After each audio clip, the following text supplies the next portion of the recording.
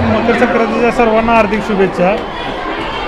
प्रत्येक वर्षी माझी आई मकर संक्रांतीचा आमच्या गणात कार्यक्रम चालूच असतो. दरवर्षीप्रमाणे ह्या वर्षी पण मकर संक्रांतीचा औचित्य साधून हळदी कुंकाचा व तिळगुळ वाटपाचा कार्यक्रम सुरू आहे.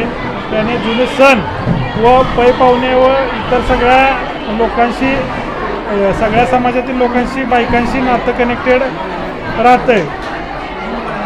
ह्या उद्देशानं आजचा हा कार्यक्रम आम्ही घेतलेला आहे आणि तो प्रत्येक वर्षी चालू असतो.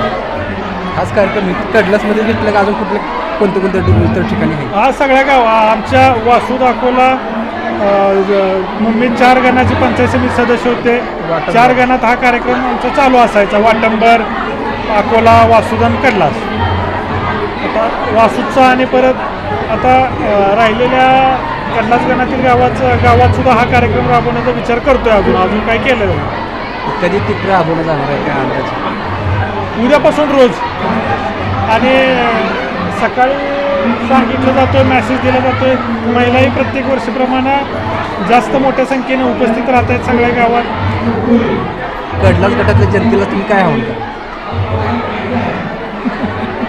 आता आव्हान वगैरे काही करत नाही कडलास गटातील जनतेला, पण परत एकदा सगळ्या लोकांना मकर संक्रांतीच्या हार्दिक शुभेच्छा देतो.